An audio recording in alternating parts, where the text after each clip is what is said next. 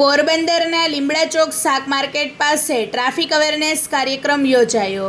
Porbandar traffic શાખાની team દ્વારા પોરબંદર શહેરમાં આવેલ લીમડા ચોક શાક માર્કેટ પાસે રોડ પર ટ્રાફિક અવેરનેસ કરવામાં આવેલ, જેમાં ટ્રાફિક નિયમના ફરજ પર પેટ્રોલિંગમાં હતા ત્યારે લીમડા ચોક શાક માર્કેટ ખાતે રોડ પર એક સગીર વયના બાળક મોટરસાઇકલ બાઇક લઈ નીકળતા તુરત જ તેમને રોકી દીધા અને પૂછપરછ કરી તેમના વાલીને બોલાવી સમજાવેલ કે આમ નાની ઉંમરમાં તેના બાળકને વાહન ચલાવવા આપવું ન જોઈએ તેમજ વાહન અકસ્માત ન સર્જાય તે માટે તેમની અને તેમના બાળકોની સલામતી માટે